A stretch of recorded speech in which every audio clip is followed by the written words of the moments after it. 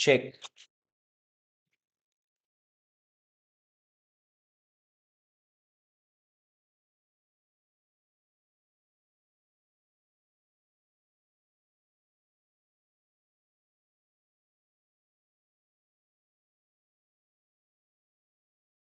All right guys, फटाफट बताओ तुम लोगों को मेरी आवाज आ रही है क्या? अगर हाँ तो फिर मैं सेशन शुरू करूंगा। फटाफट बताओ क्या तुम लोगों को मेरी आवाज आ रही है?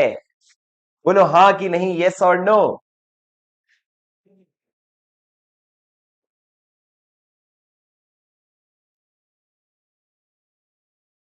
आवाज आ रही है? Am I loud and clear?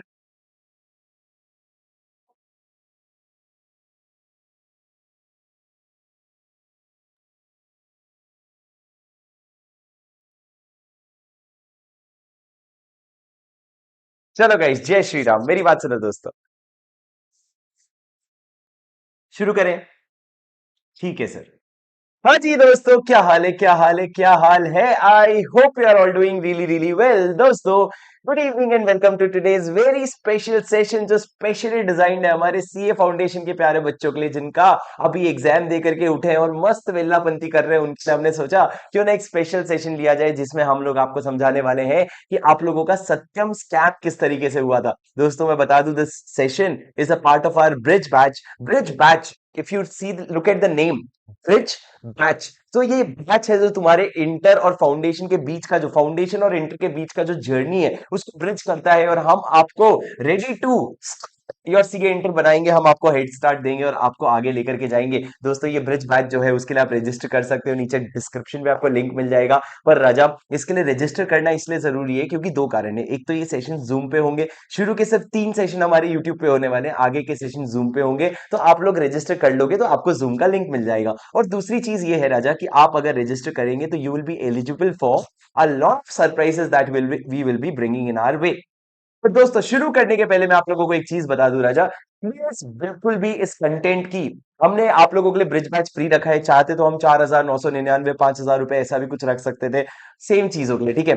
पर पॉइंट ये है कि हम लोग आप लोगों को जो ब्रिज है वो देना चाहते हैं, और इस फ्री होने से आप इसकी वैल्यू मत डिफाइन करना, इसकी वैल्यू आप इस कोर्स को लेकर के ही देखना, तभी आपको समझेगा। दोस्तों मेरी बात ध्यान से सुनो, मेरे आप लोगों के साथ दो स्पेशल सेशन होने वाले हैं, और दो में से ये पहला सेशन है, और जो दूसरा सेशन होगा वो हम जूम पे लेंगे ताकि आप मेरे से वन ऑन वन इंटरेक्ट भी कर सको। आज दोस्तों मेरी बात ध्यान से सुनो, आज हमारा सेशन सिर्फ यूट्यूब पे होने वाला है, क्योंकि आज तुमको अपने तरफ से बोलना कम और मेरे तरफ से सुनना ज्यादा है। तो आप लोग यूट्यूब चैट पे जो चाहे लिख सकते हैं, और मैं आप लोगों को बिल्कुल देख रहा हूँ। दोस्तों शुरू करते हैं आज का सेशन, फिर बकवास के बिना किसी बकवास के मेरी बात ध्यान से सुनना। क्या करने वाले हैं सर आज की सेशन में? सबसे पहले मैं अपने आप को इंट्रोड्यूस करवा देना चाहता हूं दोस्तों। My name is CA Shubham Singhal. I like to call myself as your CA buddy because now that you have started your CA journey, you will realize that I will stick with you till the end of not only your CA inter exams but also till your CA final exams. मैं आपका CA बड़ी हूं जो आपके CA के पूरे journey में आपके साथ रहने वाला हूं। दोस्तों मैं I teach CA inter law, and I going to teach you today about Satyam scam. Sir ये स्कैम क्यों डिसाइड किया आपने, और सत्यम स्कैम ही क्यों?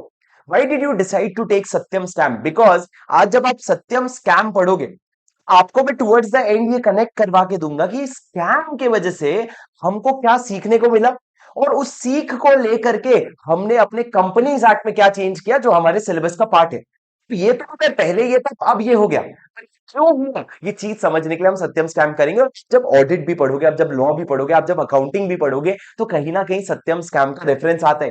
तो दोस्तों जब सत्यम स्कैम का रेफरेंस आता है तो दो तरह के बच्चे होते हैं क्राउड में, एक जिनको बहुत अच्छे से पता है स्कैम क्या हुआ था, दूसरे जो अब्बा चब्बा अपने को अब्बा चब्बा डब्बा वाला नहीं बनना है सर। इसलिए हमने सोचा क्यों ना अपने फ्री समय में थोड़ा सा सत्यम स्कैम के बारे में डिस्कस कर लिया जाए। तो फर्स्ट स्टार्ट में मेरे को बताओ, क्या तुम लोग शुरू हो? तुम लोग are you ready to begin with me? Are you ready to start with me? बोलो फटाफट यस और no. Are you ready to start with me? बोलो सर हाँ कि नहीं। आर यू एक्साइटेड और नॉट? हाँ जी।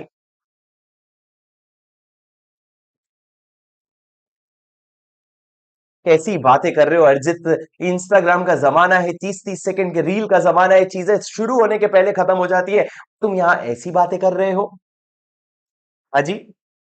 सर क्या किसी एक स्टूडेंट ने कहा आयुष्मान ने मेरी वॉइस ब्रेक हो रही है? क्या मेरी वॉइस ब्रेक हो रही है कि नहीं हो रही है, बताइए जरा।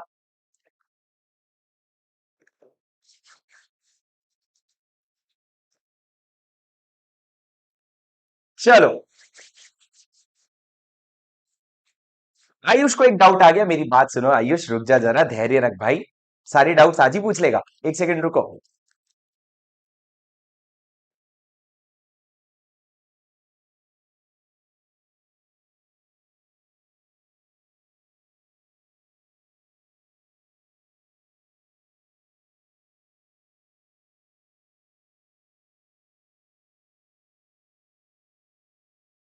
चेक। ओके गाइस, अब उम्मीद करता हूं कि आपको वॉइस की कोई इशू नहीं आएगी, क्योंकि हमने वॉइस हमने माइक चेंज कर दिया। और इससे होता क्या, आप मन में सोचोगे हाँ अब तो शायद ठीक होगा ही। ठीक है, जैसे वो होता है ना, दवाई खा लेते तो लगता है अब ठीक लगने लगेगा, तो वो वाला इफेक्ट हो गया है भैया, अब तुमको ठीक लगेगा मेरी आवाज। अब मेरी बात ध्यान से सुनो सर। दोस्तों, क्या करने वाले हैं आज के सेशन में, हम लोग समझेंगे सत्यम स्कैम। मैं आपको एक चीज बेसिक डिस्क्लेमर देना चाहता हूं, ठीक है। बहुत लोग कहते हैं कि सर फाउंडेशन वाले बच्चों को ये नहीं समझ आएगा सत्यम स्कैम, फाउंडेशन वाले बच्चे इतने मेच्योर नहीं होते। पर पिछले 2 ब्रिज बैच से जब मैं ये सेशंस ले रहा हूँ, बच्चों को बहुत प्यार से समझ आ रहा है। बट एक बात समझा दूं, तो चीजें अगर नहीं समझ आएगी ना, उसको खिसका खिसका के बड़ी बड़ी चीजें सुनते जाना। क्योंकि आप यहाँ पे सीखने आए हो, जो आता है उसको समझने नहीं आए हो, सीखने आए हो। तो आप लोग बहुत सारी नई चीजें समझोगे, तो ये जरूरी है कि you are very open minded. And जो भी मैं बता रहा हूं उसको क्या करते जाओ, तुम अपने मन में एब्जॉर्ब करते जाओ कि आपको मेरी बात समझ में आई। अब दोस्तों, सत्यम स्कैम में हुआ क्या था। चलो, चलो जी स्टूडेंट्स, अब इनसे मिलो जी। ये है कंपनी के मुखिया, कंपनी के सीईओ जी। नाम है इनका रामलिंगम राजू। ऐसा ऐसा पढ़ाऊं क्या तुमको, पागल हो क्या। हाँ, प्रोफेशनल कोर्स है भाई, मेरी बात सुनो। सर ये रामलिंगम राजू है, दिख रहा है इनको, तुम्हारे को तुमको इसकी डरावनी शक्ल दिख रही है। सर शक्ल छोड़ो, इस पे ध्यान दो, इस पे। भाई इतना शातिर दिमाग इस बंदे का, इसने किया 7,000 करोड़ रुपए का स्कैम। सर 7,000 करोड़ क्या, अपने वो नीरू भाई है, नीरव मोदी भाई, अपने वो मोदी भाई है, अपने वो अपना किंगफिशर का माल्या भाई है, वो लोग इसको पार कर गए सर। वो बड़े बड़े, वो बाद में आए, पहले आया। पहले आया कब सर, इसने किया 2008 के समय पे स्कैम।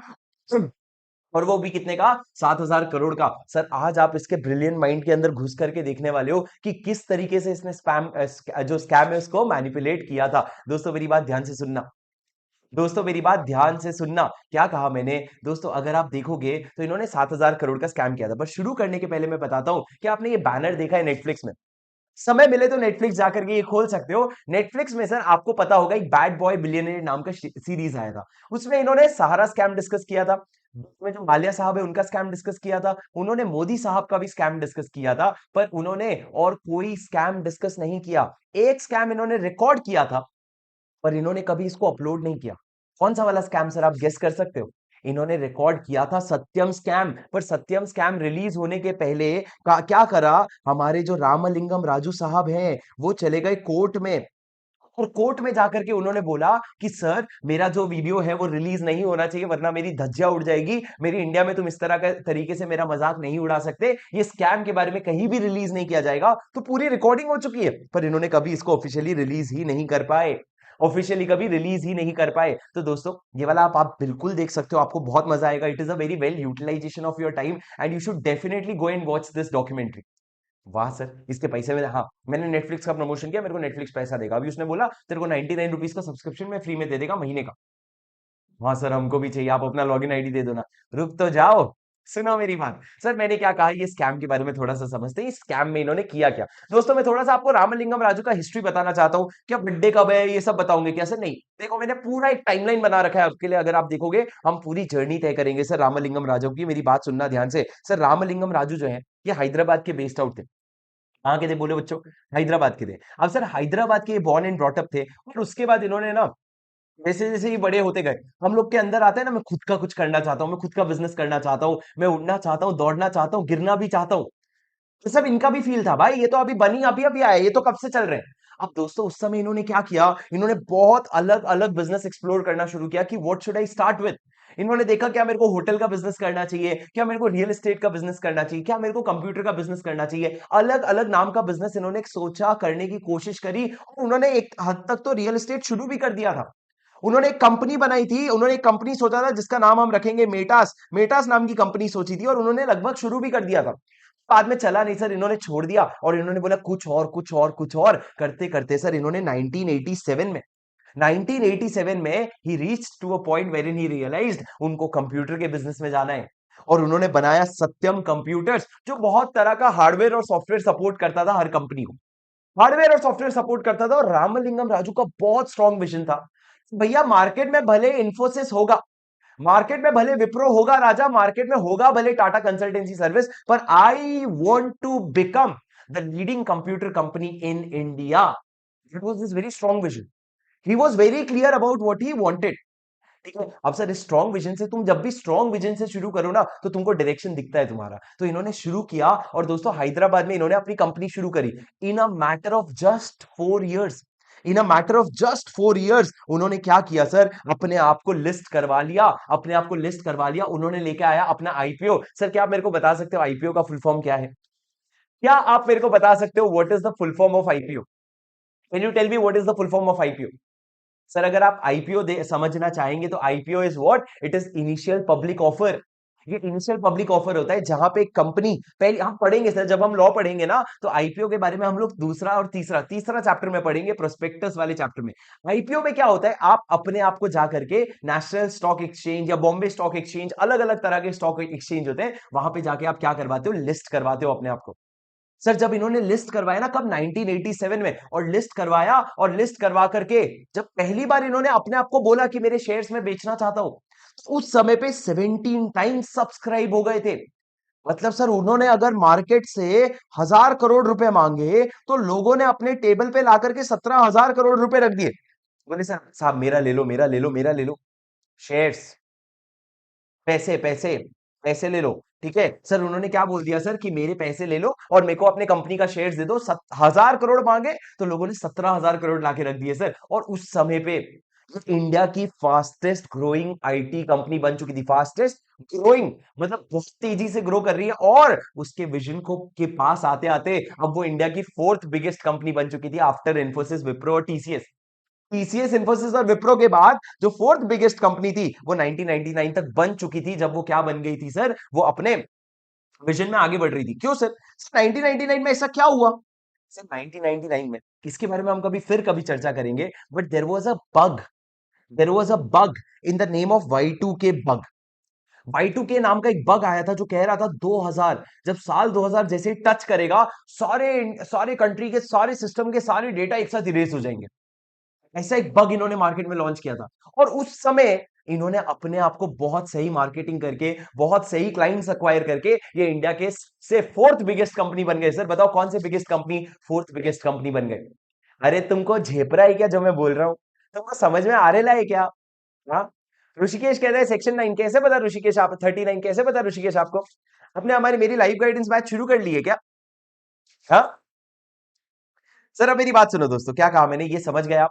ये समझ गए कि भैया अब क्या क्या स्थिति है सत्यम कंप्यूटर्स की? सत्यम कंप्यूटर्स की स्थिति ये है कि भैया मार्केट में वो सबसे पीक पे चल रहे हैं। सर एक बात बताओ, तुम जितनी भी तरक्की कर लो जीवन में, जिससे सच्चा प्यार होता है ना, उनकी याद आ ही जाती है, चाहे तुम कहीं पे भी हो, किसके साथ भी हो। तुम्हारे पास दुनिया की सबसे सुंदर, सबसे इंपॉर्टेंट इंसान क्यों ना हो, फिर भी तुम जिससे असली चाहत है ना तुम्हारी, वो तुमको उस घड़ी भी याद आई जाती है। हाँ या ना सर? हाँ सर, ये हम रिलेट कर पा रहे हैं, अब भी हो रहा है सर मेरे साथ। मैं सत्यम स्कैम जैसे इंपॉर्टेंट सेशन पढ़ रहा हूं, पर मेरे को याद तो उसकी आ रही है, क्या करूं मैं? ध्यान से पढ़ ले, पढ़ ले बेटा, पढ़ ले, मौका है, सुन लो मेरी बात। तो मैंने क्या कहा सर, याद तो आ ही जाती है। अब सर जब इतनी तेजी से ग्रो कर रहे थे, भाई साहब 10 साल के अंदर इंडिया छोड़ो, न्यूयॉर्क पहुंच गए। उन्होंने अपने शेयर्स को कहां लिस्ट करवा लिया? न्यूयॉर्क स्टॉक एक्सचेंज में। जैसे इंडिया में हमारा नेशनल स्टॉक एक्सचेंज होता है, बॉम्बे स्टॉक एक्सचेंज होता है, जहां शेयर्स की खरीदी बिक्री होती है, वैसे यहाँ पे क्या हुआ, ये चले गए नेशनल स्टॉक एक्सचेंज। बोले इंडिया में तो खरीदी बिक्री होगी होगी, हम साथ में कहां पे चले जाएंगे, यूएस में भी चले जाएंगे। और सर यूएस में लिस्ट करवा लिया, मतलब सर तुम वर्ल्ड फेमस हो, तुम इंडिया बेस नहीं हो, अब तुम वर्ल्ड फेमस हो। अब दोस्तों उसके बाद क्या सर, 2002 में ना, 2002 एक जमाना था जब हमारे रियल एस्टेट सेक्टर में बूम आया।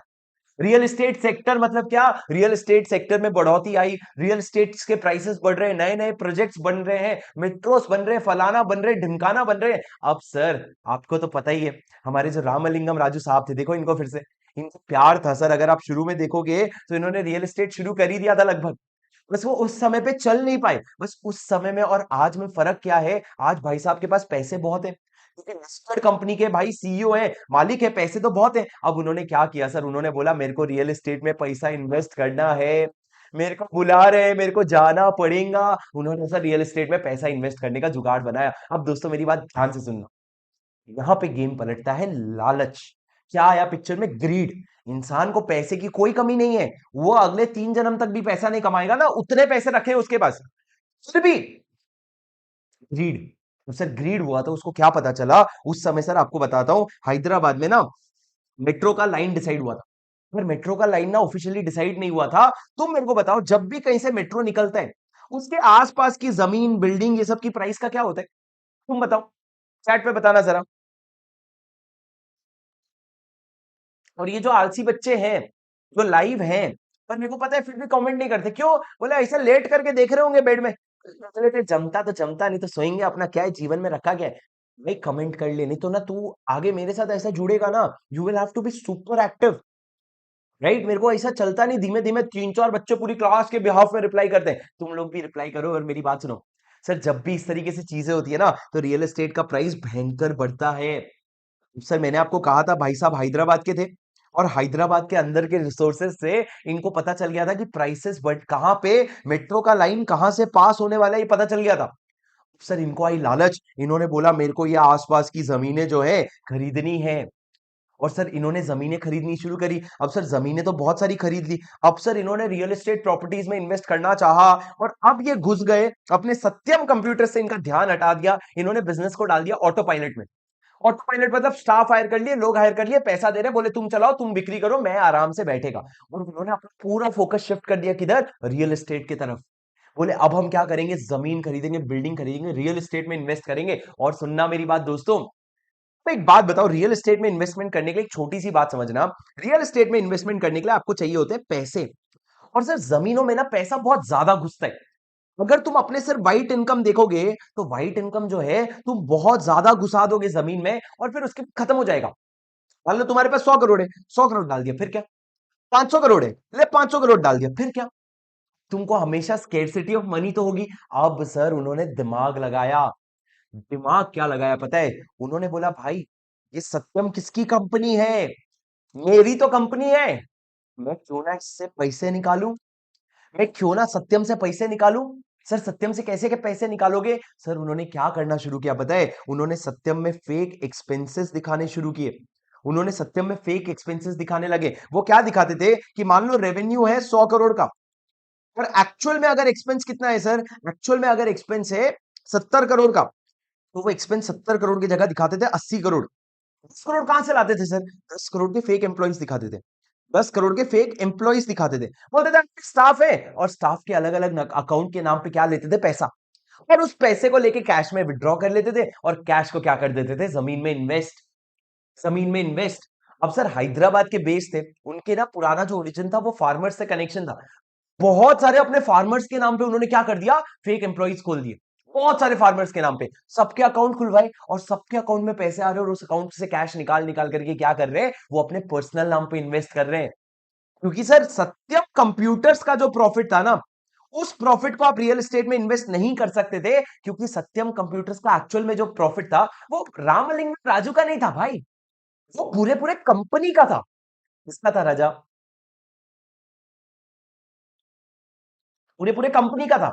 तो सर पूरे पूरे कंपनी का था ना, तो भैया वो पैसा आप अकेले डिसाइड नहीं कर सकते, पूरा बोर्ड ऑफ डायरेक्टर, कुछ हद तक शेयर होल्डर, सब लोग डिसाइड करेंगे, तब जाके आप इन्वेस्ट करोगे। और अब तो आप लिस्टेड कंपनी हो, मतलब आप पे नजर भी बहुत ज्यादा है। तो दोस्तों उसके बाद क्या हुआ, जब ये सत्यम स्कैम में पैसा निकाल निकाल के लगाने लगे, अब सर इनका लालच बढ़ता गया। बोले और पैसे चाहिए, और पैसे चाहिए। अब सर पैसे चाहिए ना तुमको, तुम सोचो सबसे बड़ा असेट क्या है रामलिंगम राजू के पास? आर आर जो आर आर है, रामलिंगम राजू, उसके पास सर सबसे बड़ा असेट क्या है? उसके पास सबसे बड़ा असेट है शेयर्स, जो वो होल्ड करता है सत्यम कंप्यूटर्स में।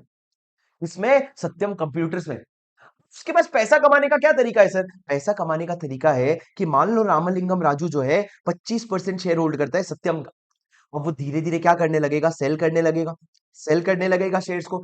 बेचेगा शेयर्स तो पैसे आएंगे, कैश, कैश से इन्वेस्ट करेगा रियल एस्टेट में। पर दोस्तों मेरी बात सुनना ध्यान से, मेरे को एक बात बताओ सर, मजा किस में आएगा? शेयर प्राइस 50 रुपए का है और मैंने बेचा, मजा आएगा? कि 500 रुपए का है और बेचू तो मजा आएगा? मजा आएगा सर। रामलिंगम राजू को 50 रुपए में बेचा तो मजा आएगा कि 500 रुपए में? सर कैसे बच्चों जैसे सवाल पूछ रहे हो? माना कि फाउंडेशन से आए पर अभी पैदा नहीं हुए। ये तो दुनिया, भारत का बच्चा बच्चा जानता है कि 500 रुपए में बेचेंगे तो मजा आएगा।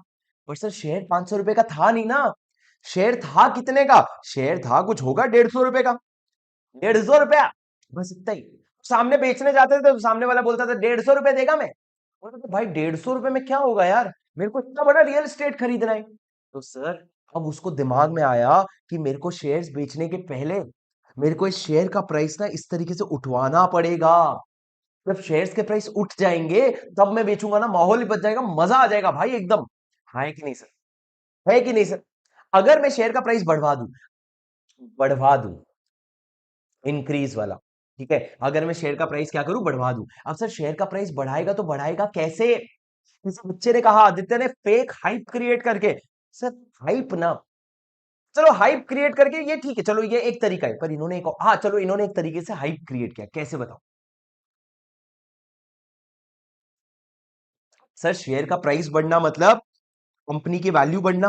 कंपनी की वैल्यू कब बढ़ेगी? कंपनी की वैल्यू तब बढ़ेगी जब कंपनी का रेवेन्यू बढ़े, कंपनी का प्रॉफिट बढ़े। अरे हाँ कि नहीं? अरे हाँ कि नहीं? तो सर अब रामलिंगम राजू बैठा, बोले मैं कंपनी पे लगाऊंगा दिमाग। और दिमाग लगा के क्या करूंगा, मेरी बात ध्यान से सुनना। सर उसने बोला, सुनो भाई, आज के डेट में बताओ रेवेन्यू कितना है? तो इन्होंने बोला सुनो, इन्होंने बोला मान लो 7,000 करोड़। अच्छा, बताओ प्रॉफिट कितना है? तो इन्होंने बोला प्रॉफिट सर 2500 करोड़ है। 2500 करोड़ है। अब सर जब प्रॉफिट 2500 करोड़ है, ये मान लो ये एक साल का है, ये ईयर कौन सा हो गया, 2002। अब उन्होंने बोला 2003 का फाइनेंशियल स्टेटमेंट मैं बनाऊंगा, जिसमें उसने क्या किया, रेवेन्यू दिखाया 8,000 करोड़ का। सर ऐसे कैसे तुम 1,000 करोड़ से रेवेन्यू बढ़ा दोगे? 1,000 करोड़ से रेवेन्यू कैसे बढ़ा दोगे? अरे कैसे नहीं बढ़ाओगे, रेवेन्यू बढ़ाने के लिए रामलिंगम राजू खुद अपने कंप्यूटर पे बैठ के फेक इनवॉइसेस बनाता था, फेक इनवॉइसेस रेज करता था, अलग अलग पार्टी को फेक फेक इनवॉइसेस रेज करता था। कोई एग्जिस्टिंग पार्टी नहीं थी, बस ऐसे ही राधा राम मोहन के नाम पे, सीताराम श्याम के नाम पे, किसी के नाम पे भी इनवॉइस बना रहे। और सर इनवॉइस बनाते बनाते 1,000 करोड़ का इनवॉइस बनाया। अब सर 1,000 करोड़ से तुम्हारा रेवेन्यू बढ़ गया, तुम्हारा एक्सपेंस लगभग थोड़ा सा ही बढ़ा होगा, तो तुम्हारा प्रॉफिट 2,500 करोड़ से क्या हो गया, लगभग लगभग समझ लो 3,500 करोड़। अरे ओ भाई, सिर्फ रेवेन्यू बढ़ाने से क्या होगा? तुमने बोल तो दिया प्रॉफिट 3,500 करोड़ है, कहाँ है? 3,500 करोड़ बैंक में दिखने तो चाहिए ना। पर तुम जब बैंक देखो तो बैंक में तुम्हारे 2,500 करोड़ दिख रहे हैं, क्योंकि तुम्हारा एक्चुअल प्रॉफिट उतना ही है। तो सर बैंक में मैं 3,500 करोड़ कहां से दिखाऊं, बताओ सर, कहां से दिखा सकते हैं?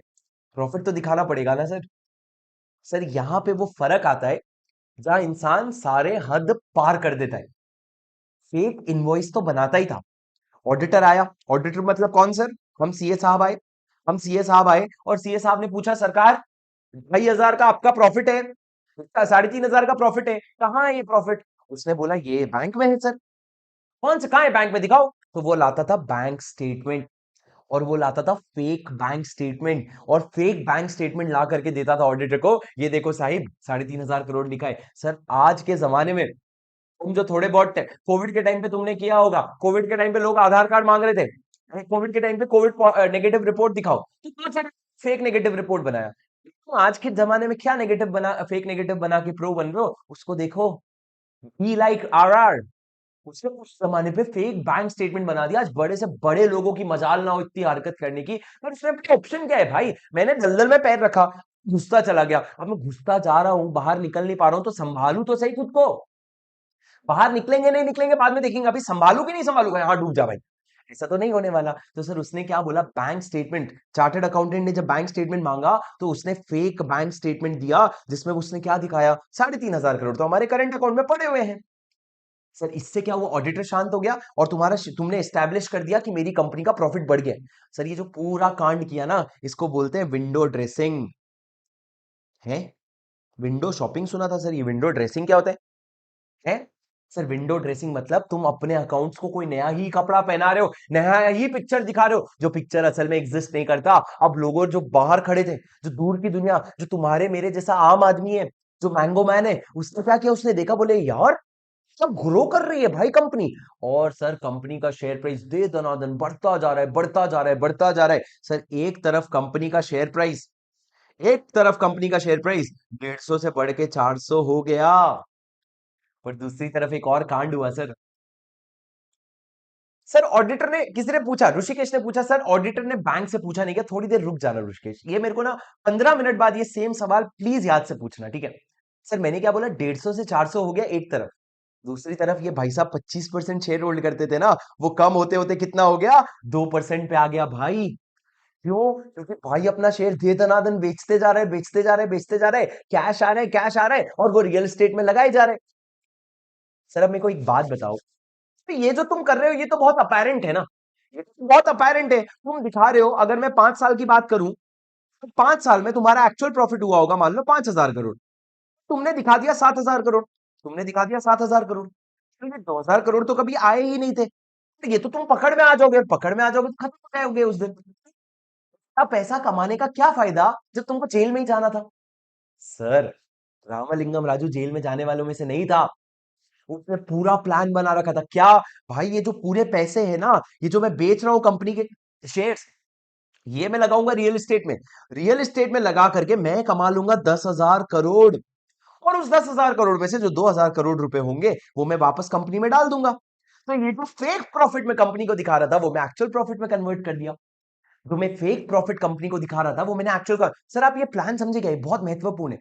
उसने कंपनी में फेक प्रॉफिट दिखाए, शेयर का प्राइस बढ़ा, शेयर्स बेचे, पैसा लिया, रियल एस्टेट में डाला, रियल एस्टेट से प्रॉफिट आएंगे लगातार 10,000 करोड़ का, उस 10,000 के प्रॉफिट में से 2,000 करोड़ दे देगा कंपनी को और 8,000 रख लेगा अपने पास। कंपनी के नालायक शेयर होल्डर भी खुश, तुमको जो प्रॉफिट दिखाया था वो तुमको मिल गया है, और मैं भी खुश, मेरे पास 8,000 करोड़ आ गए, वही सारी चीज करके।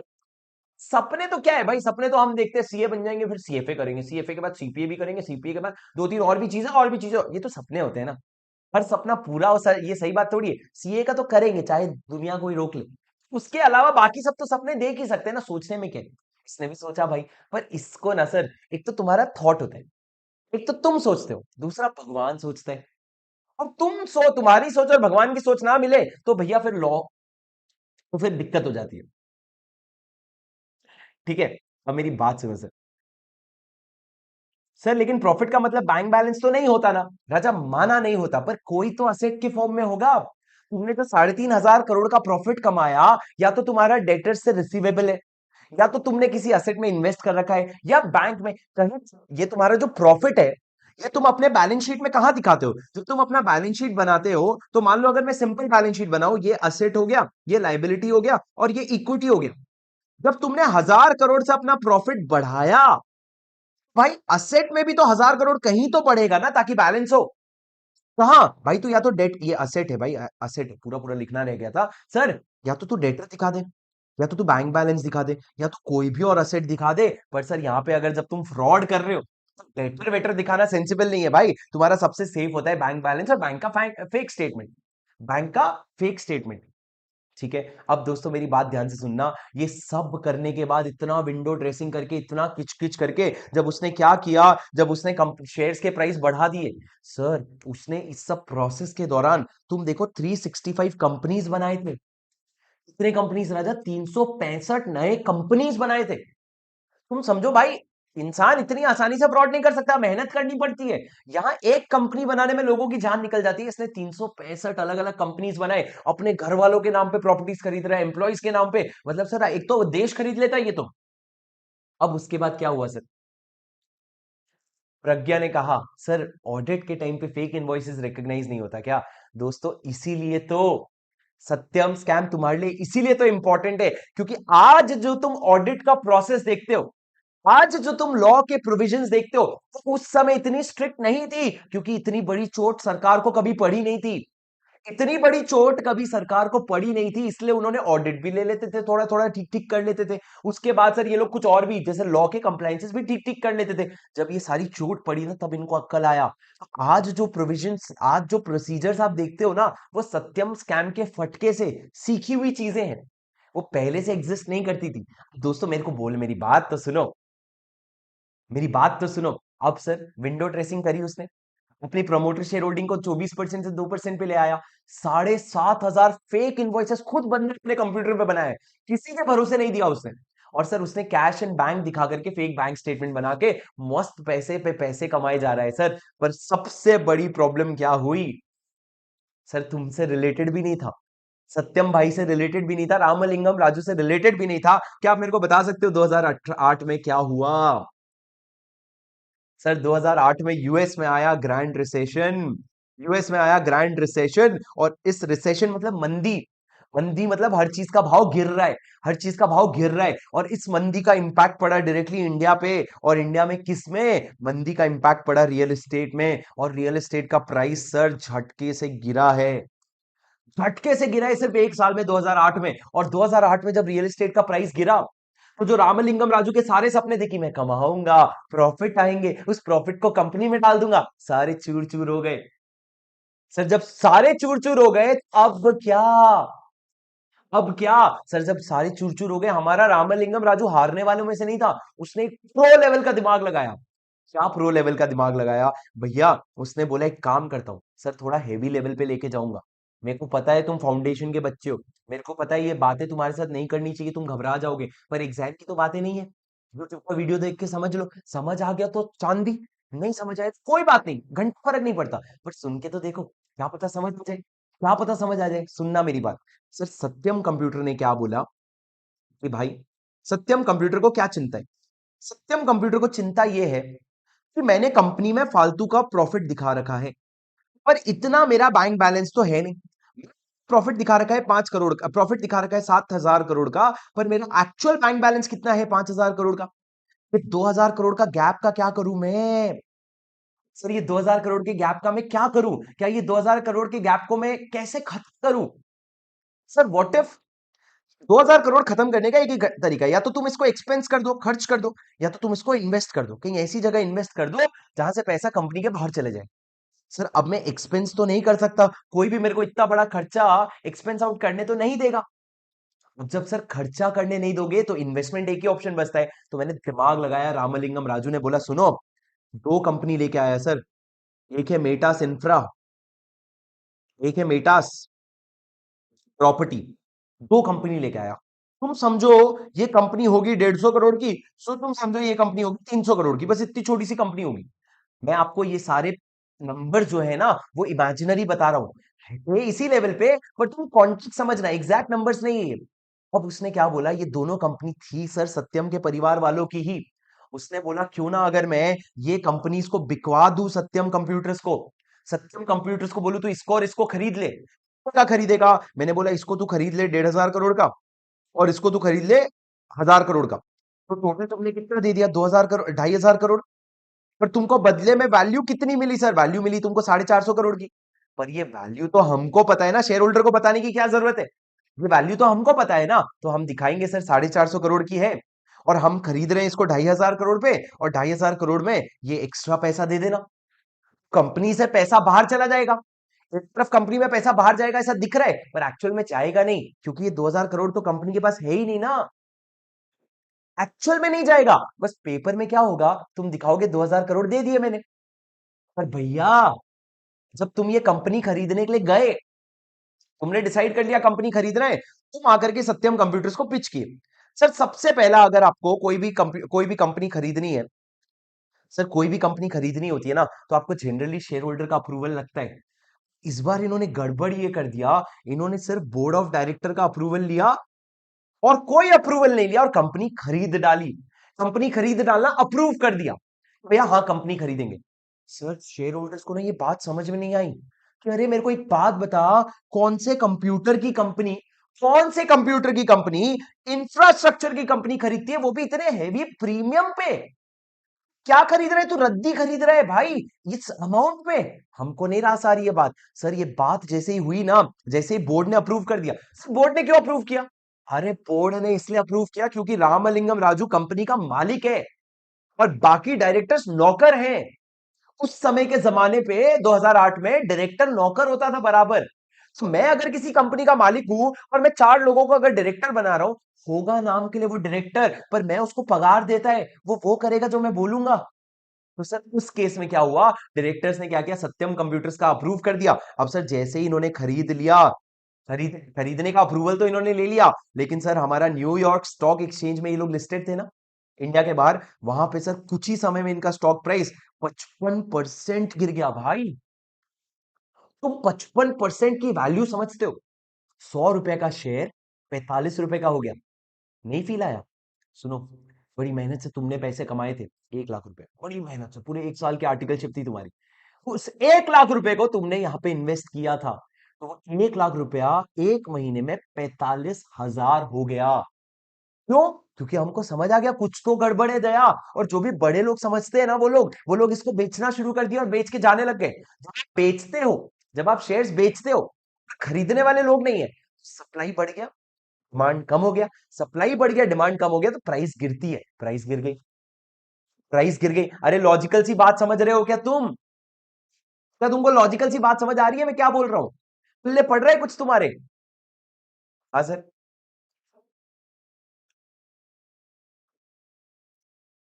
तभी कह रहे हैं सर, जब उसके 25% शेयर थे और जब वो 2% हो गए, तो वो ओनर कहां से होगा बेटा? 2% भी बहुत होता है, 2% भी पहली बात तो बहुत होता है, और दूसरा उसकी फैमिलीज की भी तो होल्डिंग थी ना। आज रिलायंस की बात कर लो, क्या रिलायंस में मुकेश अंबानी अकेला शेयर होल्डर है? नहीं, रिलायंस में मुकेश अंबानी और उसकी पूरी फैमिली मिलकर के रिलायंस होल्ड करती है। मैंने तो सिर्फ आपको मुकेश अंबानी का, वैसे ही रामलिंगम राजू का बताया, उसकी फैमिली का भी तो होल्डिंग है ना, जो है तो रामलिंगम राजू का ही होल्डिंग। अब दोस्तों शेयर प्राइस 55% से गिर गया, कंपनी की हालत खराब हो गई। मतलब अब इसके वजह से क्या करना पड़ा, उसने जो ये मेटा इंफ्रा को बेचने की कोशिश करी थी ना, जो मेटा इंफ्रा को बेचने की कोशिश करी थी, वो deal was called off. Called off मतलब बोले रद्द करो भाई ये डील, कंपनी ऐसी खत्म खत्म हो जाएगी। अब सर जब इतना सारा दिमाग लगाने के बाद भी कुछ नहीं हो रहा था, कुछ नहीं हो रहा था, 17 दिसंबर 2008 को डील भी कैंसिल हो गई। उसके बाद सर और कांड पे कांड हुआ। 26 दिसंबर, क्रिसमस के अगले दिन, एक इंडिपेंडेंट डायरेक्टर कंपनी का छोड़ के जाता है।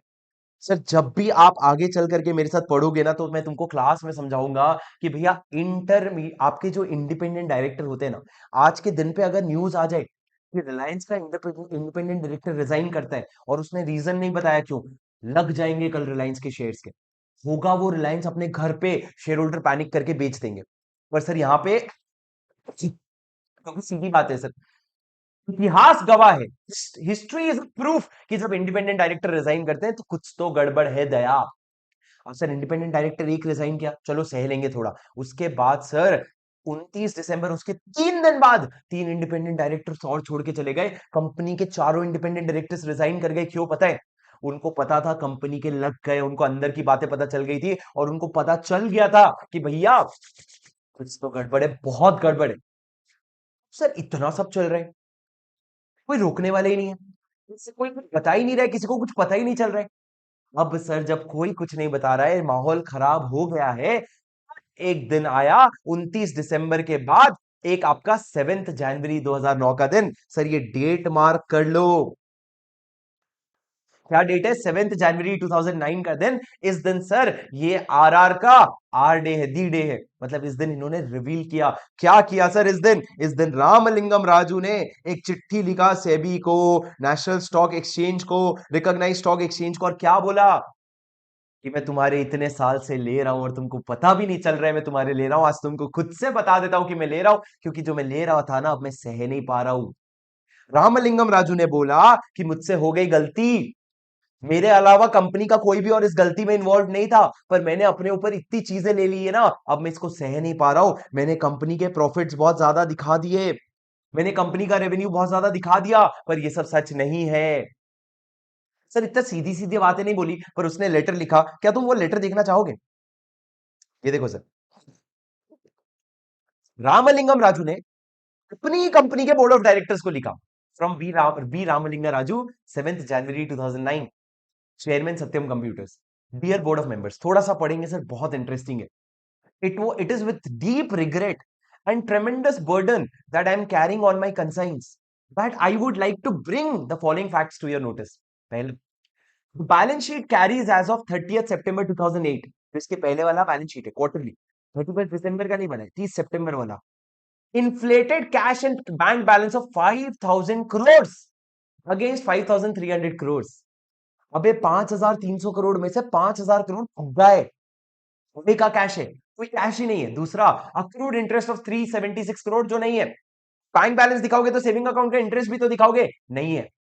और अंडरस्टेटेड लाइबिलिटी ऑफ 1230 करोड़, हमारी 1230 करोड़ की लाइबिलिटी है जो हमने दिखाई ही नहीं है। क्यों? क्योंकि वो 1230 करोड़ मैंने खुद दिए हैं कंपनी को, वो कंपनी से मेरे को वापस लेना है। चौथा, ओवरस्टेटेड डेटर पोजीशन, मैं दिखा रहा हूं 490 करोड़ डेटर से आएगा, पर वो नहीं आने वाला। ये सब चीजें उसने एक्सेप्ट करी। For the September quarter we reported a revenue of 2700 crore and an operating margin of 24%, as against actual revenue of 2100 crore. Sir 2100 crore को 2700 करोड़ दिखा रहा है, and an actual operating margin of 61 crore. ठीक है सर। गैप इन द, ये इन्होंने बताया सर क्या हुआ है। फिर इन्होंने लिखा every attempt made to eliminate the gap, जो भी गैप था ना, as the promoters held a small percentage of equity, the concern was that poor performance would result in a takeover, thereby exposing the gap. कुछ तो भी लिखा sir इसने, it was like riding a tiger, ये line पढ़ो sir, it was like riding a tiger not knowing how to get off without being eaten। तुम imagine करो बंदा क्या लिख रहा है, मैं एक टाइगर को राइड कर रहा हूं और अब मैं इससे कूदूंगा ना तो मेरे को खा जाएगा शेर, शेर मेरे को खा जाएगा। It was like riding a tiger without knowing how to get off without being eaten, मेरे को रास्ता नहीं पता था भाई। Sir the aborted Maytas acquisition, जो ये लोग मेटास को खरीदने की कोशिश कर रहे थे वो अबॉर्ट हो गया। अबॉर्ट मतलब कैंसिल, पोपटलाल की लैंग्वेज में बोलो cancel. Aborted Maytas acquisition deal was the last attempt to fill the fictitious asset with the real ones, वो मेरी आखिरी कोशिश थी। Meta's investors were convinced that this is a good divestment opportunity. Once Satyam problem was solved, it was hoped that Meta's payment can be delayed. एक बार सत्यम के problem solve हो जाते हम मेटास को बाद में पैसा देते रहते, but that was not to be, ये होना लिखा नहीं था। What followed in the last several days is common knowledge, पिछले कुछ दिनों में क्या हुआ ये आप सबको पता है। I would like the board to know that neither myself nor the managing director, including our spouses, sold any shares in the last 8 years, accepting a small proportion declared and sold for philanthropic purpose। अभी भी झूठ sir, once forever liar, once a liar forever a liar कहता है मैंने कुछ shares नहीं बेचे कुछ खास, except for the few for charitable purpose. Okay, लिखवा रखे हैं क्या हम कुछ माथे पे, तो सुधर जा, जो चीजें अपेरेंट है वो तो एक्सेप्ट कर ले। पर सर देखो हमारे पास अगर समय होता तो मैं बताता कि उन्होंने एक्चुअल में शेयर्स बेचे नहीं थे, उन्होंने उसको प्लेज करवाया था, उसको गिरवी रखवाया था। गिरवी रखवा के भी तुम पैसे ले सकते हो बेचने की जगह। तो इन्होंने कुछ जुगाड़ किया था सर, ये बाद में हम कभी समझेंगे। पर दोस्तों उसके बाद चलो ये सब लिखा, इन्होंने लिखा लिखा लास्ट में इन्होंने क्या लिखा, none of the board members past और present had any knowledge of the situation in the company is placed, किसी को भी नहीं पता था। अरे तेरे बोलने से होता है क्या, तेरे बोलने से होता है क्या, तू तो बस बड़प्पन दिखा रहा है, अभी तो अपना लीडरशिप स्किल्स दिखा रहा है, पहले कहां गया था। अब इन्होंने अब ये क्या बोलता है, having put this fact below, I leave it to the wisdom of the board to take the matter forward। वो बोल रहे तुम्हारी कंपनी की बैंड बजा दी मैंने, तुम्हारा काम क्या था कंपनी को मैनेज करना, हाँ अब करो। However, I am also taking the liberty to recommend the following steps। बताएगा क्या कर रहा है, ये बताएगा, ये बताएगा क्या करना है। Ramalingam Raju, a task force has been formed to address the situation arising out of the failed Metas acquisition। ठीक है। दूसरा, Merrill Lynch can be interested with the task of quickly exploring some merger opportunities. इन्होंने बाहर की कंपनी Merrill Lynch को hire किया और बोले भैया तू हेल्प कर हमारी। और तीसरा, you may have a restatement of accounts, अपने अकाउंट्स को नया अकाउंट्स बनाओ। हो क्या सर मेरे साथ, खुश हो गए? हाँ, बड़ा इंटरेस्टिंग है भाई, आतंकी केस है भाई। मतलब तुम लोग इसको शांति से बैठना। I have promoted and have associated with Satyam for well over 20 years now. I have seen it grow from few people to 50,000 people। इतने लोगों की मार के चला गया, अब अच्छा बन रहा है। With 185 Fortune 500 companies as our customers, Satyam has established an excellent leadership। इतनी रत्ती भर की शर्म नहीं होना, इसको बोलते हैं भाई। And competence base at all levels। I sincerely apologize to all Satyamites and stakeholders who have made Satyam a special organization। I am confident that they will stand by the company in the hour of crisis। और लिखा भाई, लिखता गया लिखता गया। समझे क्या sir, ये सब चीजें हुई और 7 जनवरी को जब ये लेटर आया, मार्केट क्रैश, सत्यम क्रैश, पूरे के पूरे central government, SEBI, national stock exchange सिर पे हाथ रख के बैठे हैं। बोले ओ भाई साहब ये क्या हो गया। सर आप देखना चाहते हो शेयर मार्केट का क्या हुआ, इधर आओ। सर शेयर मार्केट का आज मेरे को इसका हिस्ट्री तो नहीं मिल रहा है, आज मेरे को इसका हिस्ट्री तो नहीं मिल रहा है पर मैं आपको दिखाता हूं। देखो सर, 2003 में शेयर प्राइस में दिखाऊंगा, ऊपर शेयर प्राइस बढ़ते हुए देखेंगे। 2003 की बात है, कब की? 2003 की, जब कंपनी बूम कर रही थी। 83 रुपीस का शेयर था। बढ़ाते बढ़ाते बढ़ाते बढ़ाते तुम देखो, बढ़ाते बढ़ाते बढ़ाते बढ़ाते 2004 वार में ठीक है सर, नॉर्मल ग्रोथ आ रही है। 2005 में देखो हर महीने बढ़ रहे हैं। ये देखो 2005-6 में 300 रुपए, 2006-7, 2008, यहां तक देखो सर 2007 में कितना गया, 480 रुपए। और ये बढ़ते बढ़ते सर 2008 में भी 480 रुपए के आसपास चल रहे, 530 रुपए गया है सर मई 2008 में। यहां से अब इनकी बैंड बजना शुरू हुई, और सर ये बैंड बजना शुरू हुआ सर दिसंबर में, आपको याद है? दिसंबर में आपको याद है जब मेटास का एक्विजिशन इन्होंने कर लिया था, तब वो शेयर 304 से 170 आ गई। और जब जनवरी में उसने बोला कि हम तुम्हारी ले रहे हैं 50 रुपए, 40 रुपए, 38 रुपए पे शेयर चल रहा है सर। 38 रुपए पे शेयर मार्केट धो देता है। धोता क्या है भाई, तुम शेयर होल्डर ही धुल जाते हो सर, तुम शेयर होल्डर्स ही धुल जाते हो। 30 रुपए का शेयर आ गया। तुम शेयर्स को ना एज अ प्रोडक्ट समझो कि भाई प्रोडक्ट है, मान लो ये प्रोडक्ट है। ये प्रोडक्ट मैंने कितने का खरीदा था भाई? प्रोडक्ट मैंने पहले खरीदा था शुरू में 80 रुपए का। इस प्रोडक्ट की दाम को मैंने 500 रुपए जाते हुए देखा है कि एक समय पे इसको कोई 500 रुपए में खरीदने के लिए तैयार था। सर उसके 500 रुपए में कब खरीदने के लिए तैयार था? मई में, 2008 में। और उसके 6 महीने बाद भाई 50 रुपए भी देने को तैयार नहीं है। 500 से 50 रुपए, समझ रहे हो? ये मार्केट है भैया। छप्पर फाड़ के देता है जब देना होता है, और जब लेना है ना कुछ और ही फाड़ के लेता है, पर ले लेता है। समझे क्या भैया? ये सर स्कैम था पूरा का पूरा, जहां पे जब 2009 में, सर चलो कंक्लूडिंग स्टेटमेंट लाते हैं इसका। अब चलो इसको टूवर्ड्स एंड एंड लेके जाते हैं, मेरी बात ध्यान से सुनो। क्या हुआ सर जब ये पता चला? जब ये पता चला ना, तो हमारी आधी आधी कंट्री का लॉ इंट्रोस्पेक्शन में चला गया। कंपनीज एक्ट जाके बैठ गया। बोले मैं क्या उखाड़ लिया 800 पेज का लॉ बना के? ये क्या अखबार लिया 800 पेज का लॉ बना के? मैं जब इतना लॉ बनाया, इतना प्रोविजन बनाया, हमारे इंडिया में ऐसा सिस्टम कहां था कि रामलिंगम राजू के फ्रॉड को पकड़ पाए? भैया हमने इतने सारे स्टेप्स बनाए, हम हर लेवल पे फेल कैसे हो गए? अगर रामलिंगम राजू सामने से आके नहीं बताता तो क्या हम उसको पकड़ भी पाते? और अगर नहीं पकड़ पाते तो हमारे लॉ का क्या मतलब है? ये हमारे लॉ का मतलब क्या है? हाँ सर, इन्होंने पहले खोजना शुरू किया कि अबे उसको बुला, उसको उसको उसको कौन है वो ऑडिटर? ऑडिटर इधर अबे, इधर आ। क्या कर रहा था? सो रहा था क्या? कौन है तू? बोले सर मैं तो पीडब्ल्यूसी की तरफ से आया हूँ। सर पीडब्ल्यूसी जो इंडिया के टॉप, इंडिया के बिग फोर में से एक था, इंडिया के बिग फोर में से एक है, होगा। सर बिग फोर में से जो एक पीडब्ल्यूसी है ना, पीडब्ल्यूसी पूरा पूरा, आगे चल के पता चला कि पीडब्ल्यूसी के दो पार्टनर, बड़े बड़े पार्टनर स्कैम में पूरे पूरे हिस्सेदार थे। उन्होंने मिल करके पूरा सपोर्ट किया, उनको सारी चीजें पता थी। बैंक स्टेटमेंट गलत आ रहे हैं, उनको बहुत हद तक चीजें पता थी, फिर भी उन्होंने किसी को नहीं बताया। क्यों सर? क्योंकि वाइट में तो उनको फीस जो नॉर्मल क्लाइंट को देते हैं ना, उसका डबल मिलता था। अगर एक लिस्टेड कंपनी 5 करोड़ रुपए देती है, इनको 10 करोड़ मिलता था। तो फीस में कुछ, और ये तो वाइट में है, ब्लैक का किसको पता? हाँ तो भैया, that is when that is when we realise that boss, auditors, chartered accountants need to be controlled.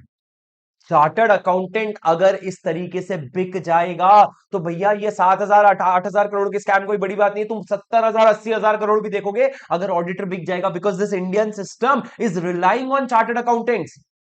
You know right, why do we celebrate 1 July? हम लोग डॉक्टर्स डे और सीए डे सेम डे क्यों सब मनाते हैं? क्योंकि doctor जो होते हैं ना, डॉक्टर जो होते हैं वो हमारे बॉडी का ध्यान रखते हैं। सर सीए जो होते हैं ना, वो हमारे कंट्री के फाइनेंशियल सिस्टम का ध्यान रखते हैं।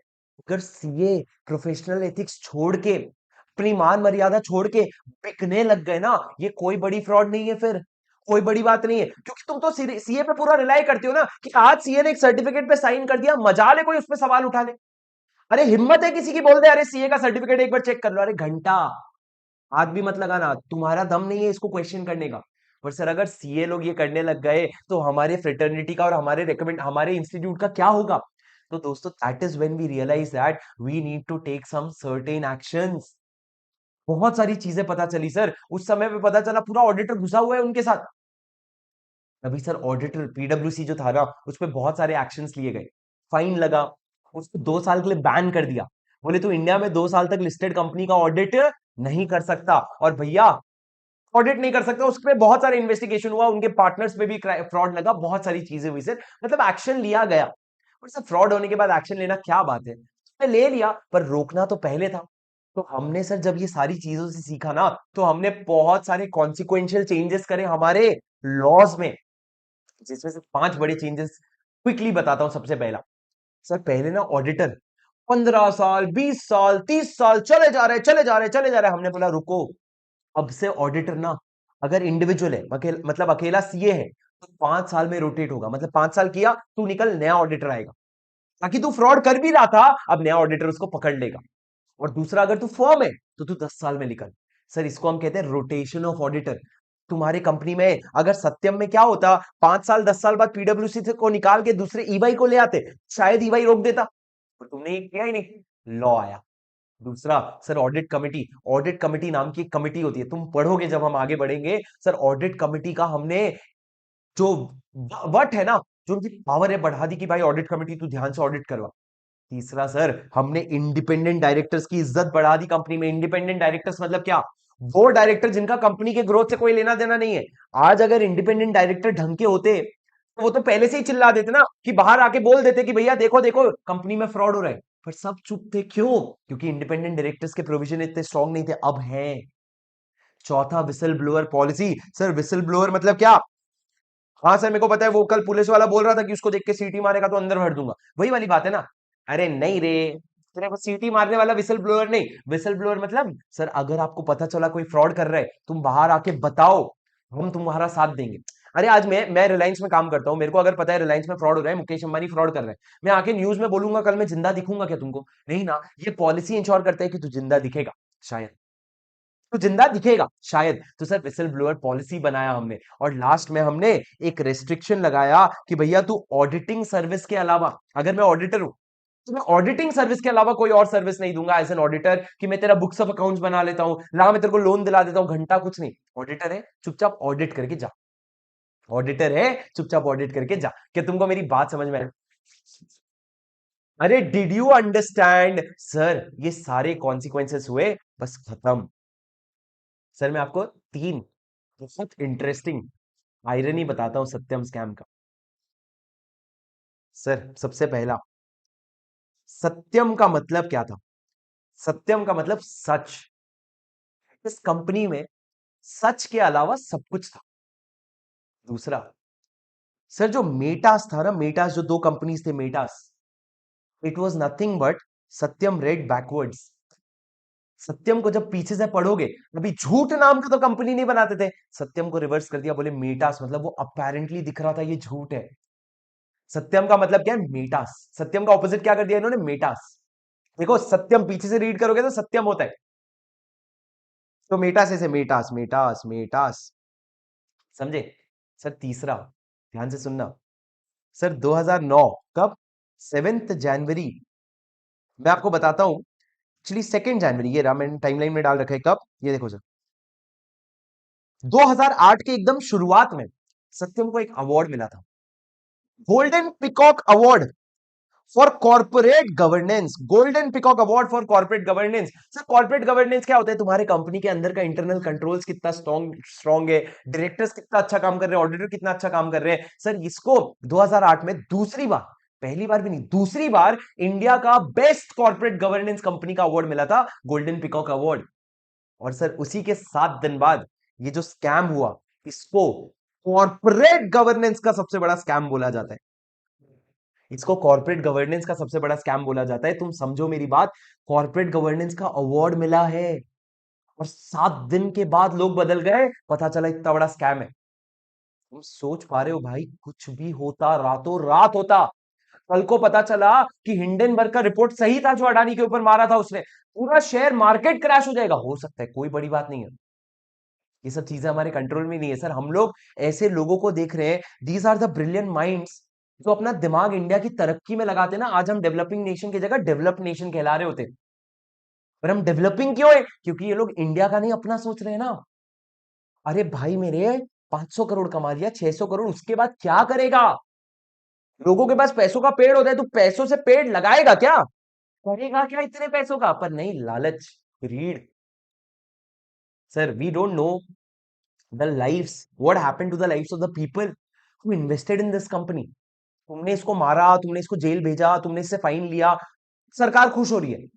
अभी जो लोगों ने पैसा लगाया था, जो आम आदमी ने, जिसने अपनी लाइवलीहुड लगा दी थी, 1 लाख रुपए की सैलरी कमा रहा है, 30,000 रुपए सत्यम में डाल रहे हैं, उसका क्या भाई? उसके तो पैसे गए। हाँ, आम आदमी तो मरता ही है ये सब में। वही हुआ सर। तो दोस्तों, this is what Satyam scam was all about. There are so many details that we could have gone into, but of course, time is a limitation. But this is what happened. But subsequently क्या हुआ? सत्यम scam जब पता चला, तो हमने revive करने की कोशिश करी, नहीं हुआ। तो सत्यम को टेक ओवर करने के लिए आ गए हमारे महिंद्रा साहब, आनंद महिंद्रा साहब। महिंद्रा जो है उसने सत्यम को टेक ओवर कर लिया, और सत्यम क्या बन गया? महिंद्रा सत्यम बन गया। और उसके बाद धीरे धीरे उन्होंने अपने अंदर ही अब्सॉर्ब कर लिया। तो सत्यम नाम की कंपनी आज के डेट में एग्जिस्ट नहीं करती है। आज के डेट में सत्यम नाम की कंपनी एग्जिस्ट नहीं करती है। समझे सर? Did you understand?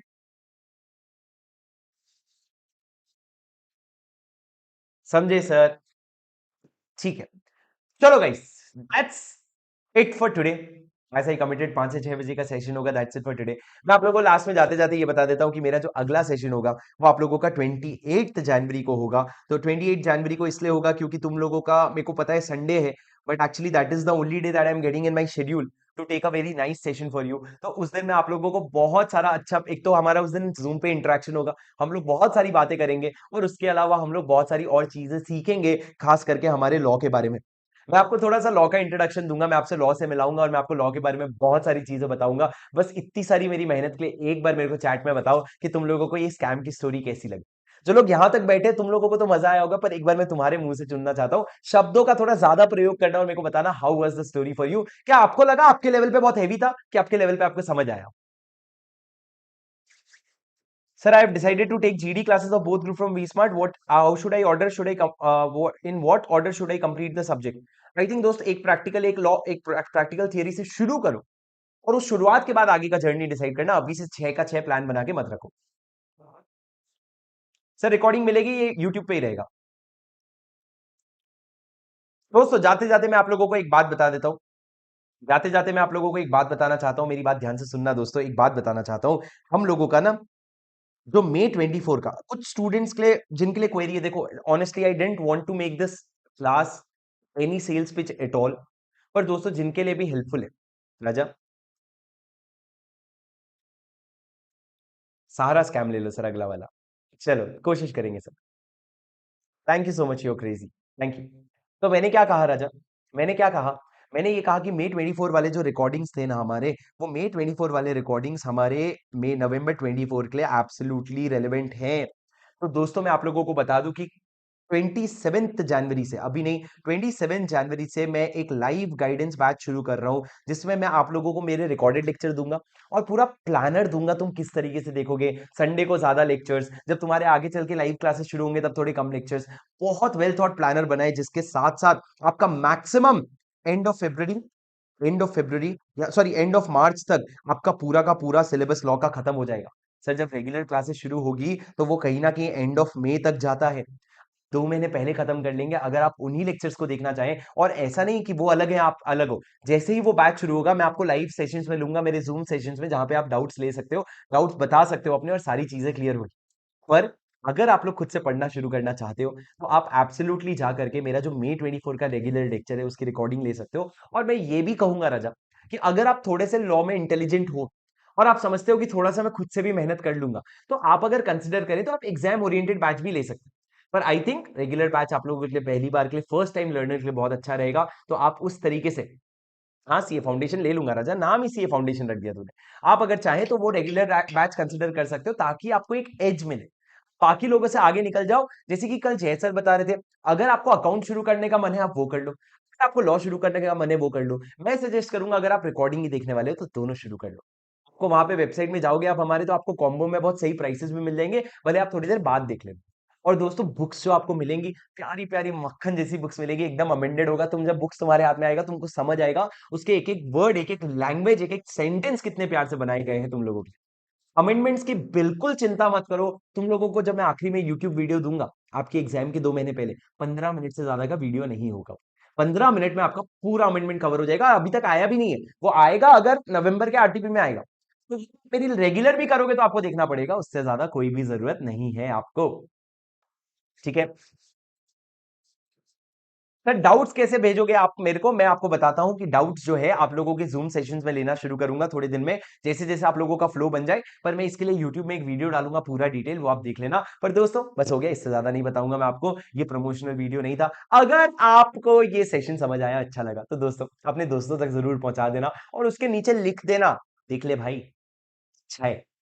बस इतना तो लिख ही सकते हैं सर अपन। चलो सर, बाकी that's it for today. I hope you enjoyed today's session. बोलो प्यार से एक बार कमेंट में बोलो जय श्री राम। अगर वीडियो पसंद आया, आपको मेरी मेहनत अच्छी लगी, आपको कंटेंट अच्छा लगा, तो वीडियो को लाइक जरूर कर देना। नीचे कमेंट पे, ये चैट लाइव चैट वाले नहीं, नीचे कमेंट पे बता देना आपको वीडियो कैसा लगा। और मैं मिलूंगा आपसे अगले सेशन के लिए 28 जनवरी को। Thank you so much guys, this is your CA buddy Shubham Singhal signing off for the day. I hope you enjoyed the session. Bye bye bye guys. अच्छा रुक जाओ, किसी को कुछ पूछना है?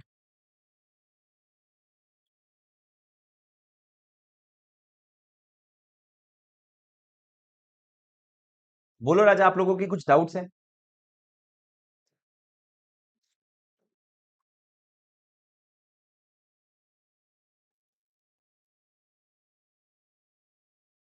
सर अगर मे 24 रिकॉर्डेड लेंगे, जल्दी जल्दी बोल भाई, फिर कल सुबह पनवेल निकलना है, CA foundation.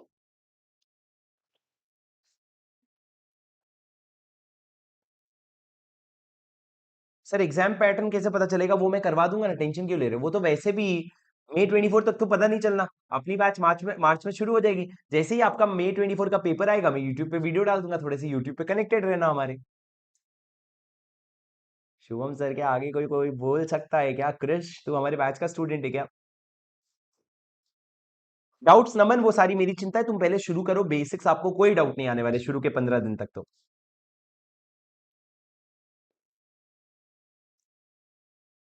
I think you should start law and accounts. Maths I think you should do live, because तुम लोगों को अमेंडमेंट्स वगैरह का 1 रुपए का भी चिंता नहीं रहेगा। नवंबर को अभी बहुत टाइम है, आपका बजट आ जाएगा पहला। टेस्ट्स आपके ड्राइव पे अपलोड होंगे, आप लोग आराम से टेस्ट लिख सकते हो। सर डिस्काउंट मिलेगा क्या? डिस्काउंट मिलेगा रिजल्ट फाउंडेशन के बाद, नहीं अभी मिलेगा।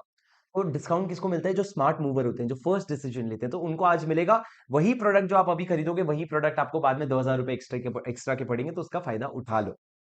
सर नवंबर 24 के लिए फेस टू फेस कब से शुरू होगा? बहुत ही जल्द। तुम टेंटेटिव डेट मान के चलो 15 से 20 फरवरी के बीच में। फटाफट पुणे आ जाना, मैं मिलना चाहूंगा तुम लोगों से, कहीं भी हो मुझसे आके मिलके तो जरूर जाना, ठीक है? सर रेगुलर का सिलेबस कितने टाइम में खत्म हो जाएगा? 160 आवर्स मैक्स। 160 आवर्स मैक्स, बहुत है बहुत है बहुत है। Sohan how? Yes, guys. Hoping to see you soon again in Prestige Point. Chalo, let me take your leave. I will see you all again in the next session. Next session. And guys, take care. Next session में मिलते हैं बिल्कुल आराम से। तुम लोगों को जैसा भी लगा कमेंट पे प्लीज मेरे को बता के जाना, ताकि मैं आप लोगों के लिए नेक्स्ट वाला सेशन और यूजफुल बना सकूं और बेनिफिशियल बना सकूं। Thank you so much guys, bye bye, take care, have a good day.